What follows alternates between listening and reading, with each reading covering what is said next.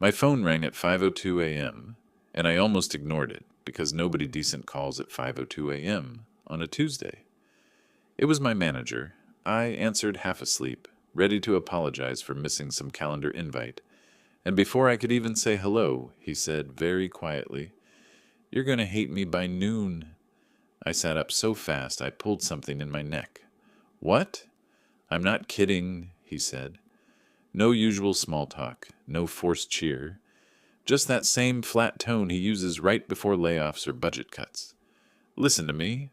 When it starts, don't react in writing. Don't defend yourself in Slack. Don't call anyone. Just document. Screenshots. Times. Everything." "Starts?" I repeated. My mouth tasted like stale toothpaste. "What starts?"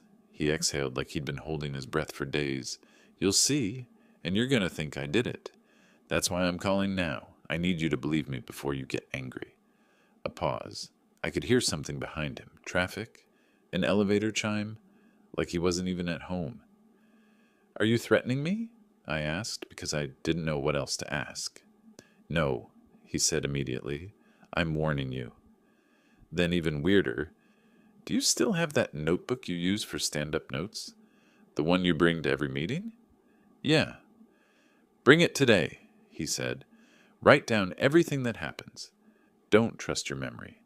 If anyone asks you a question, answer out loud. Keep it short and don't improvise." "Why are you talking like I'm about to get arrested?" Another pause. He lowered his voice even more. "Just promise me you won't go nuclear when you see the first message." The way he said first message made my stomach tighten, like he already knew the exact order things would happen in. "Okay," I said, but it came out like a question. "Good," he replied, like that was all he needed. "And this is important. If you get pulled into a meeting with HR or security, do not go alone. Ask for a witness. If they refuse, write down that they refused." I stared at my bedroom wall, trying to convince myself I was still dreaming. "Why would HR—" "By noon," he repeated. "I'm sorry." Then he hung up. I sat there with my phone in my hand for a full minute, listening to the quiet hum of my apartment, waiting for the follow-up call where he laughs and says it was a stupid prank. Nothing. I checked Teams. No messages. I checked email. Nothing. I checked the calendar like some kind of paranoid addict. Normal Tuesday. Stand up at 9:30. Client sync at 11 about. Internal planning at 3 house. The most dramatic thing on my schedule was lunch. I told myself he'd gotten bad news and had decided to be cryptic about it because that's what corporate people do when they're scared. I told myself it was going to be some restructure, some new efficiency initiative, and he'd called me early because he felt guilty. But the thing is, my manager wasn't a guilt guy. If anything, he was the kind of guy who smiled while he handed you the shovel and watched you dig. The kind of guy who said, "We're a family here," and then CC'd leadership the moment you made a mistake. That's why his call didn't feel like manipulation. It felt like panic.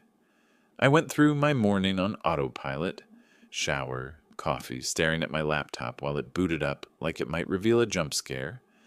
I packed my notebook, like he said, and for the first time in my life, I wrote the date at the top of a page before anything even happened. 8:14 a.m., manager called. "Hate me by noon." It looked ridiculous on paper, like the start of a bad thriller.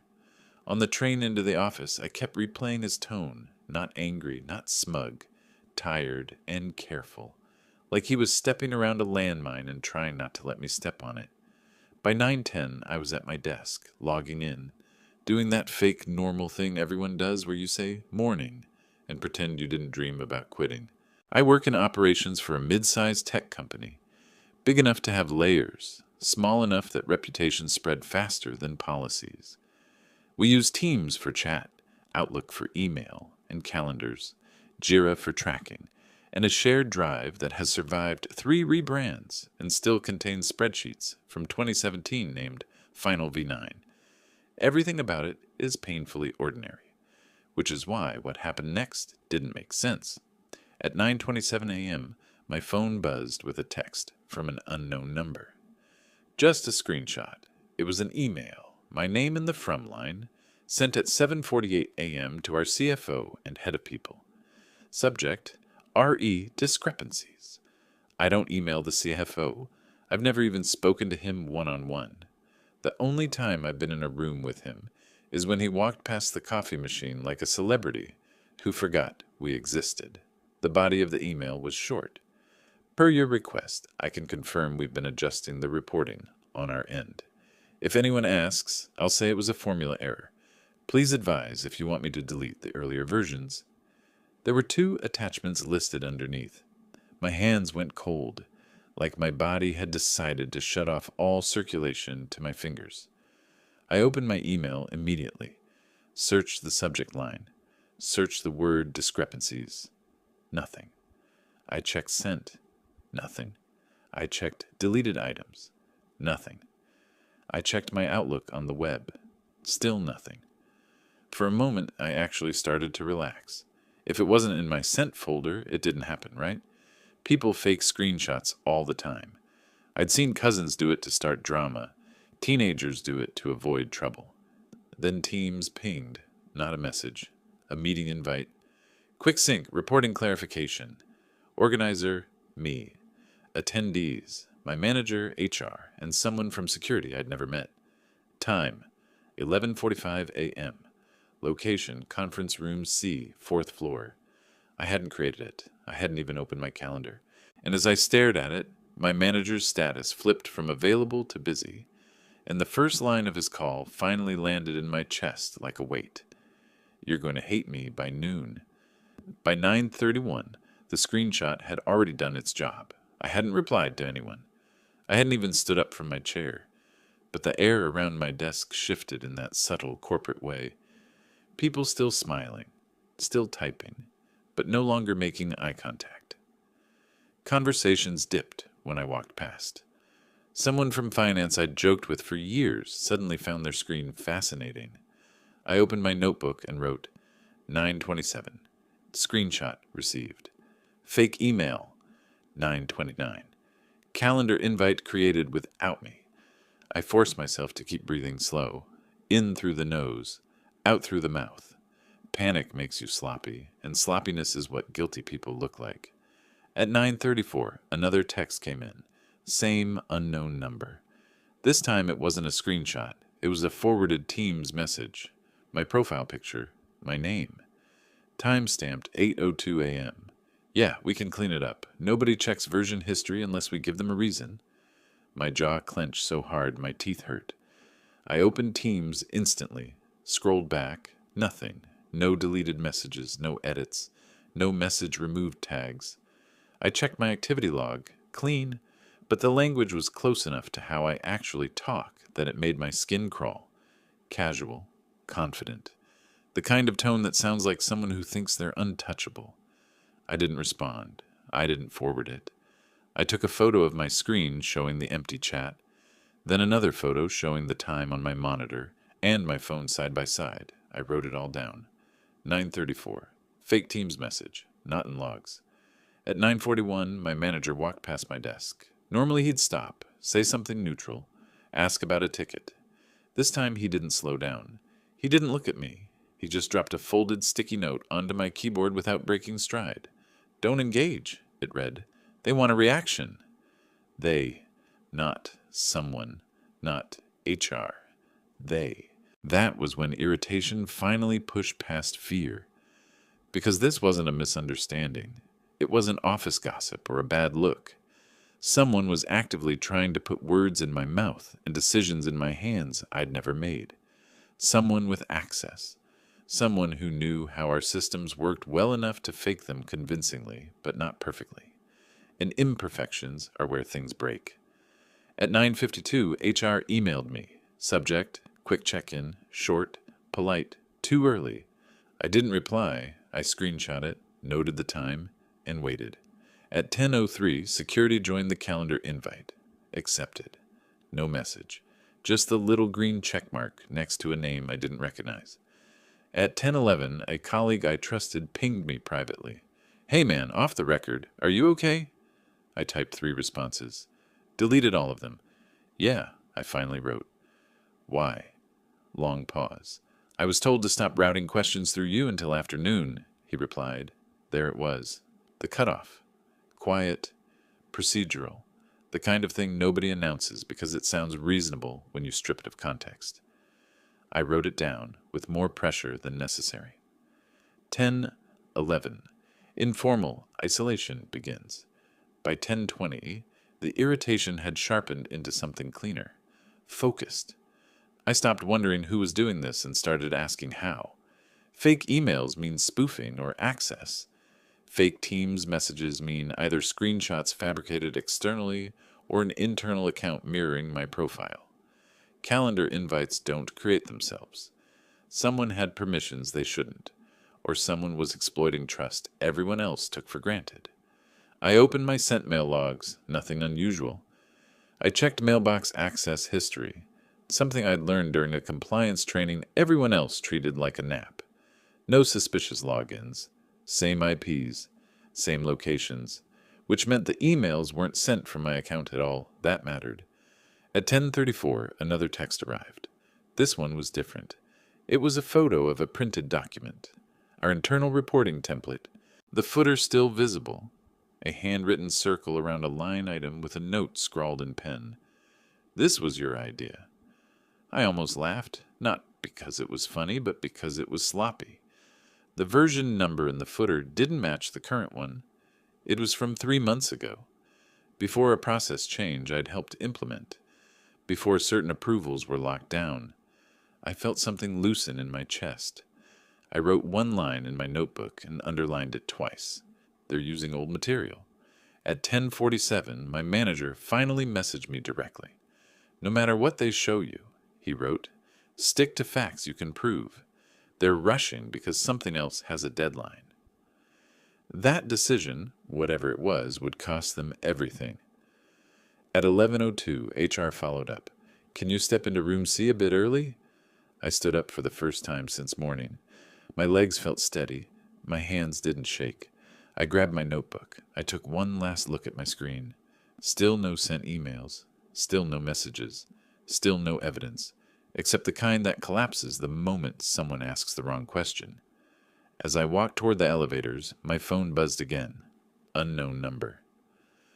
One last chance to make this easy, the message read. Just confirm it was a mistake. I didn't reply.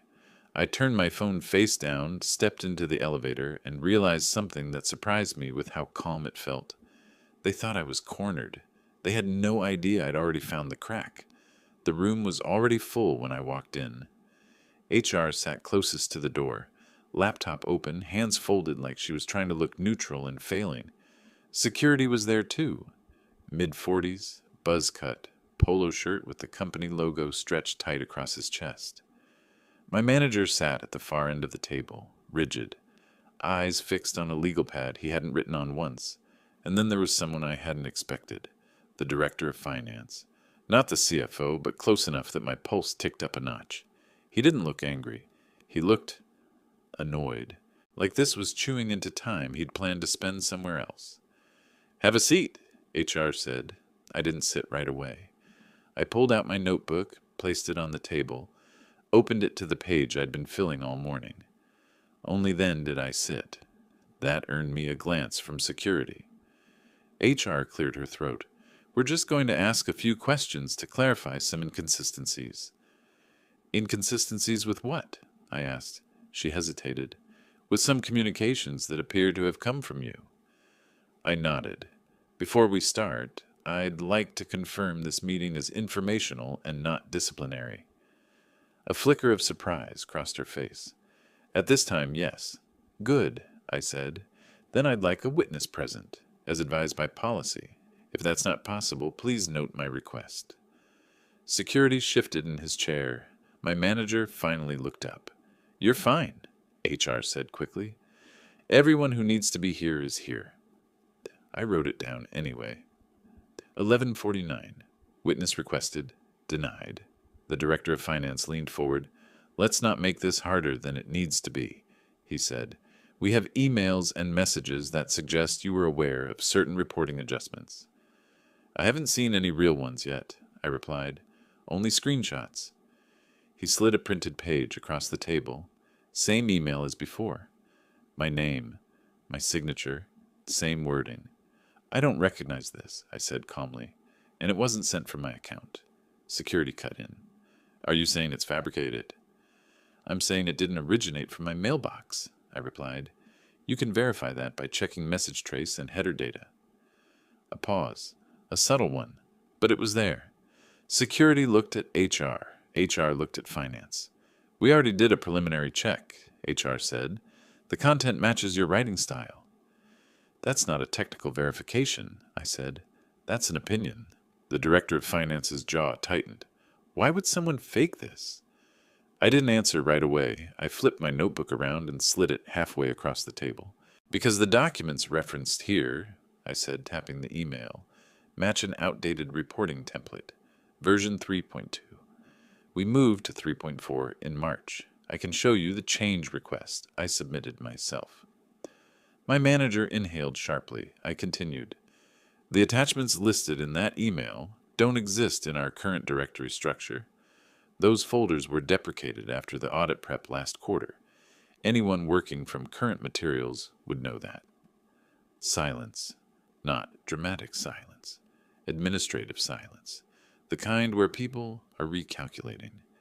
Security leaned back. How do you know the version number without seeing the attachment? I saw it in a photo sent to me this morning, I said, which raises another question. Why am I receiving internal documents via anonymous text message? HR's fingers tightened around her pen. I also checked my mailbox access logs, I added. No unauthorized logins. Same IPs. Same locations. If this came from me, there would be evidence. There isn't. The director of finance stared at the paper like it had personally betrayed him. And the team's messages? HR asked. Also fake, I said. We retain edit and deletion metadata. There's no record of those messages ever existing. I can pull the logs.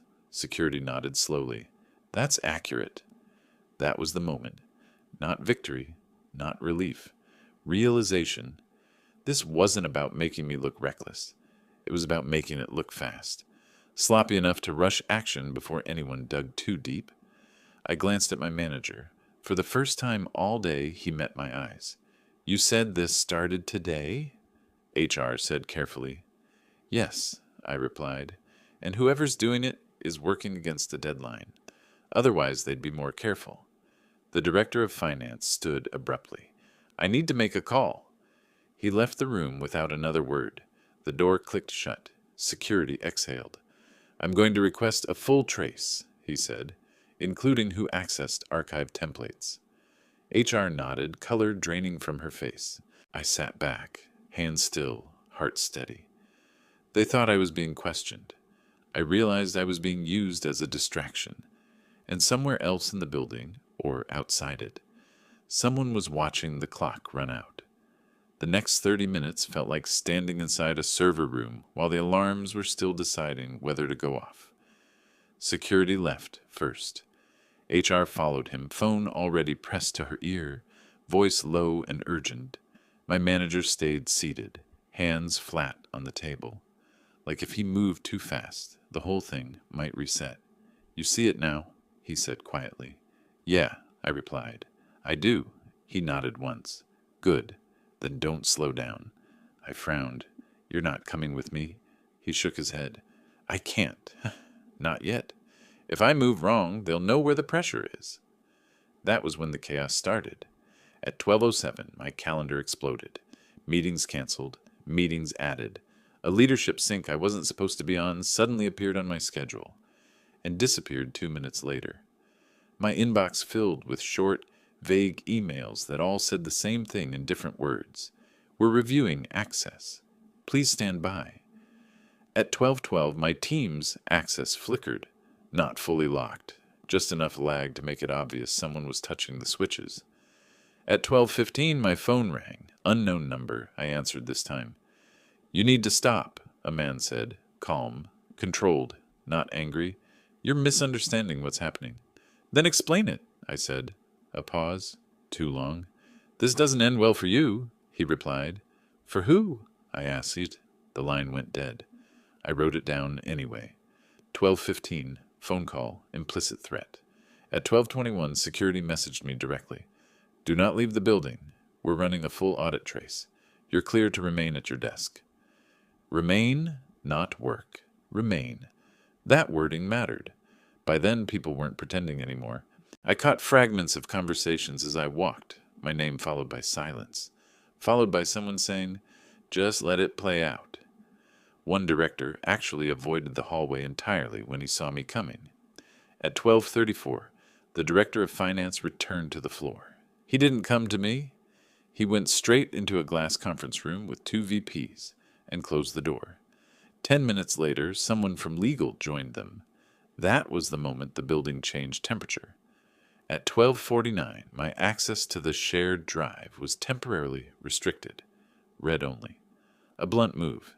Defensive. Someone trying to freeze the board. But it was too late.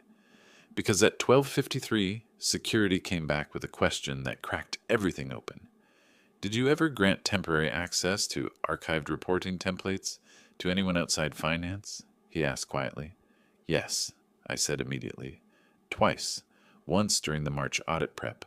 Once during a vendor review." "Who requested it?" he asked. I didn't even have to think. "The director of finance," I replied. "Both times." Security nodded once. "That's what the logs show." At 1:02 p.m., Teams went completely silent. Not just for me, for everyone. A company-wide banner appeared at the top of the app. "Temporary service interruption. Please stand by." That doesn't happen unless someone high up authorizes it, or someone very high up panics. At 1:11, my manager finally messaged me. "They're cornered," he wrote, "and they're trying to move fast." At 1:17, HR called me back into room C. This time, the director of finance was already there. So was legal, and so was the CFO. He didn't sit down. He stood at the head of the table, arms crossed, eyes tired in a way that told me he already knew the ending. He just needed to watch it happen. Security spoke first. "We traced the fabricated materials," he said. "They originated from archived templates, accessed under director-level credentials. We also identified the source of the anonymous messages." He paused. "They were sent via a personal device registered to a company VPN exception." Silence. The director of finance opened his mouth. Legal raised a hand. "No," she said. "Don't." The CFO closed his eyes for a second, then opened them and looked straight at the director. "Did you instruct anyone to alter or misrepresent reporting data?" he asked. "No," the director said quickly. "This is being blown out of proportion." "Then explain why you authorized access to deprecated materials," the CFO replied, "and why those materials were used to fabricate evidence implicating an operations employee." All eyes turned to me. I didn't speak. I didn't need to. The director swallowed. "I was protecting the company." "No," the CFO said flatly. "You were protecting yourself." At 1:29 p.m., HR slid a document across the table. "Administrative leave, effective immediately." At 1:31, security collected the director's badge. At 1:33, his access was revoked. The fall wasn't loud. No shouting, no slammed doors. Just systems clicking shut one by one. As they escorted him out, he finally looked at me. Not angry, scared. They thought I was gone. I wasn't. And as the door closed behind him, the chaos drained out of the room, leaving behind something I hadn't expected at all. Quiet. The kind that means something's gone wrong for someone else. By 3 p.m., the office had gone back to pretending everything was normal. That's how you know something serious happened. No announcement, no all hands, no "we value transparency" email from leadership.